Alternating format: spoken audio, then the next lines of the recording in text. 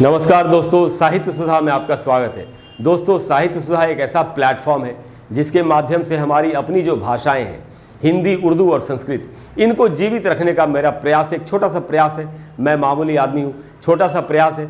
और प्रयास ये है दोस्तों कि इन भाषाओं में जो महान रचनाएं हुई हैं, जो महान बातें लिखी गई, कविताएँ, कहानियाँ, गज़लें, श्लोक, तो ये हमको पता रहनी चाहिए। खास करके जो हमारी नई जनरेशन है उनको तो ज़रूर पता रहनी चाहिए, वरना हमारी संस्कृति बचेगी कैसे। और हमारी नई जनरेशन को कैसे पता चलेगा कि हमारी हिस्ट्री, हमारा इतिहास कितना महान है और हमारे लोग, हमारे लेखक, हमारे शायर, हमारे संस्कृत के विद्वान, ये ऋषि मुनि, ये कितने महान लोग थे। तो दोस्तों ये सबको पता रहना चाहिए।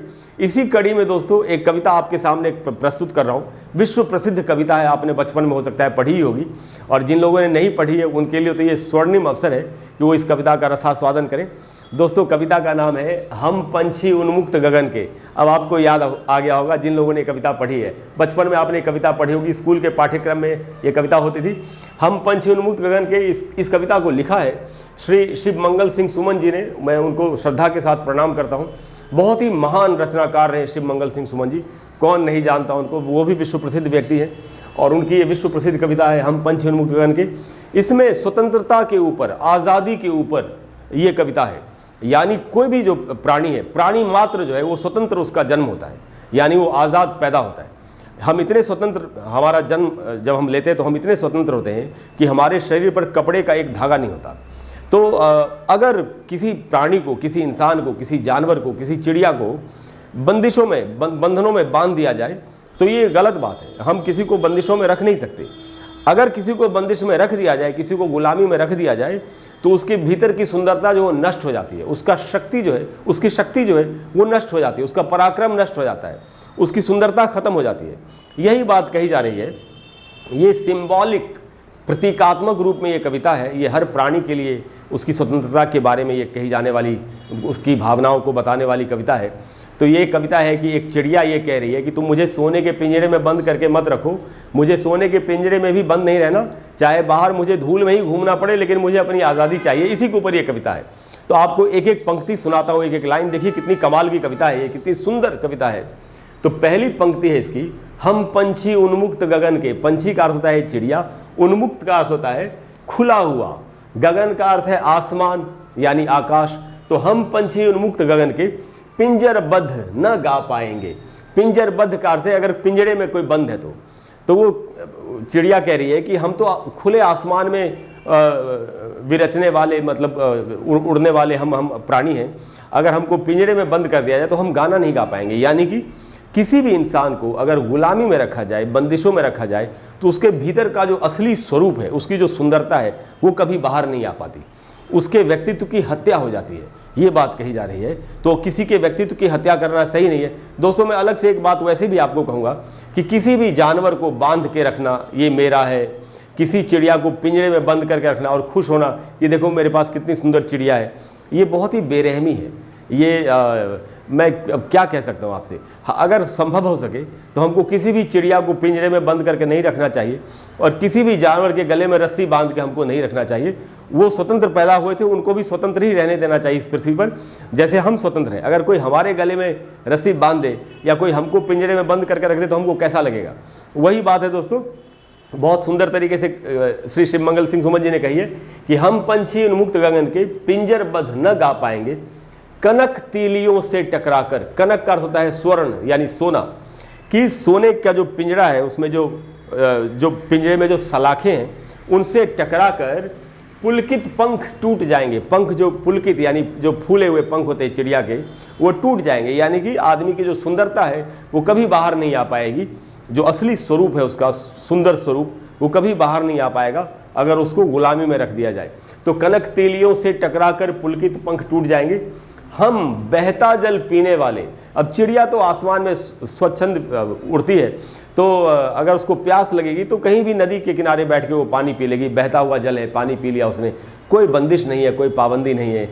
तो वही उसने कहा कि हम बहता जल पीने वाले मर जाएंगे भूखे प्यासे, कि हम तो बहता जल पीने वाले हैं, हम भूखे प्यासे मर जाएंगे, लेकिन फिर भी हमको आज़ादी ही चाहिए। हमको तुम्हारे सोने के पिंजरे में बंद करके कटोरी में तुम पानी मुझे पीने के लिए, मुझे वो पानी नहीं चाहिए। चाहे बहता हुआ जल, हम तो बहता जल पीने वाले लोग, अगर हमको पानी नहीं भी मिलेगा लेकिन हमको अपनी आज़ादी चाहिए। पानी, हम भूखे प्यासे मरने के लिए तैयार हैं लेकिन हमको अपनी आज़ादी चाहिए, तो हम बहता जल पीने वाले मर जाएंगे भूखे प्यासे। कहीं भली है कटुक निबोरी कनक कटोरी की मैदा से, कि कटुक निबोरी का मतलब है कड़वा नींबू।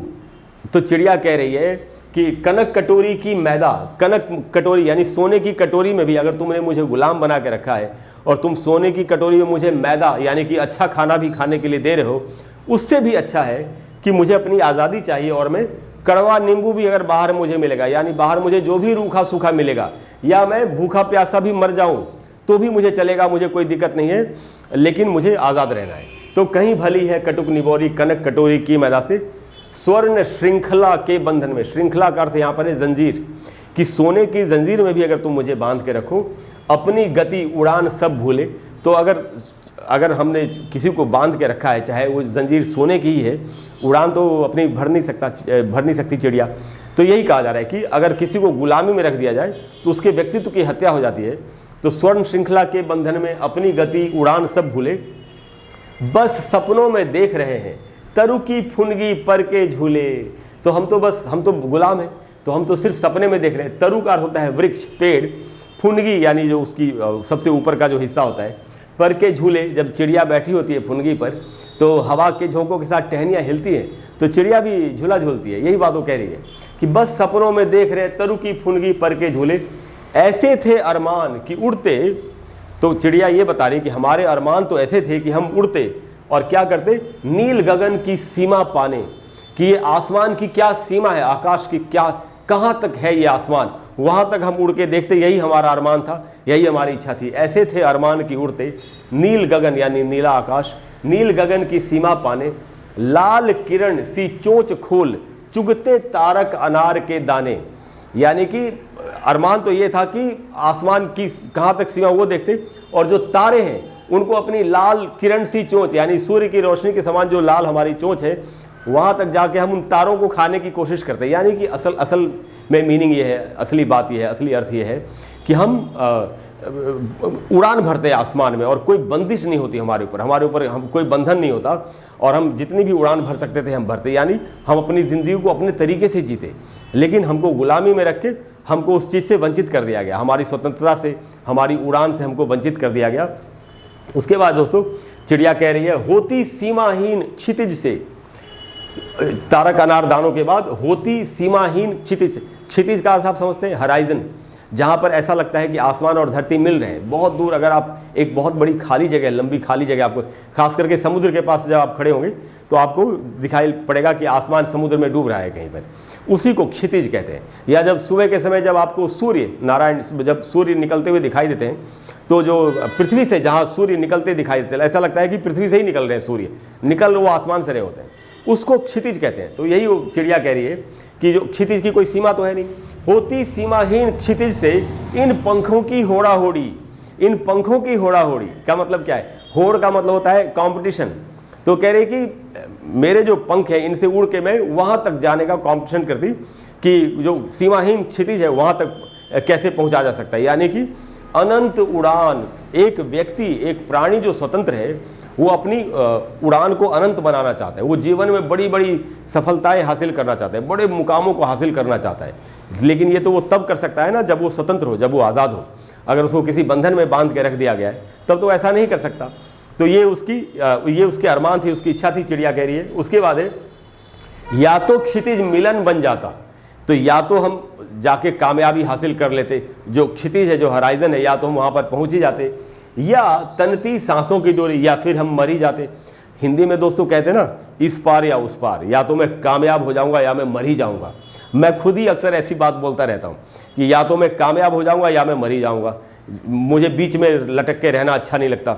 बहुत लोग ऐसी बातें बोलते हैं जो बड़े आक्रामक, बड़े ही एग्रेसिव और बहुत ही एम्बिशियस, बड़े हार्ड वर्किंग लोग होते हैं, वो ऐसी बातें अक्सर बोलते हैं। यही बात वो कह रही है कि या तो क्षितिज मिलन बन जाता या तनती सांसों की डोरी। फिर चिड़िया कह रही है, नीड़ न दो, नीड़ का अर्थ है घोंसला, कि चाहे तुम मुझे रहने के लिए जगह भी नहीं दो, चाहे टहनी का आश्रय छिन्न भिन्न कर डालो। टहनी का आश्रय, आश्रय का अर्थ है आसरा, घर की टहनी पर जो घोंसला बनाए चिड़िया ने, चिड़िया कह रही है चाहे तुम मुझे घोंसला ना दो, चाहे मैंने पेड़ पर जो अपना रहने की का ठिकाना बनाया, चाहे तुम उसको भी छिन्न भिन्न कर डालो, उसको भी तहस नहस कर दो, तोड़ दो, लेकिन पंख दिए हैं तो, लेकिन अगर भगवान ने मुझे पंख दिए हैं तो आकुल उड़ान में विघ्न न डालो। आकुल का अर्थ है व्याकुल, बेचैन। तो ये जो मैं उड़ने की जो मेरी बेचैनी है, मैं जो उड़ना चाहती हूँ, यानी आदमी प्राणी ये कह रहा है कि मैं जो अपनी उड़ान भरना चाहता हूँ, मैं जो ज़िंदगी में आगे बढ़ना चाहता हूँ, तुम मुझे रोको मत, लेकिन पंख दिए हैं तो आकुल उड़ान में विघ्न न डालो। तो दोस्तों, कैसी लगी आपको ये कविता? ये स्वतंत्रता के ऊपर ये कविता है। मुझे पूरी उम्मीद है कि आपको ये कविता अच्छी लगी होगी।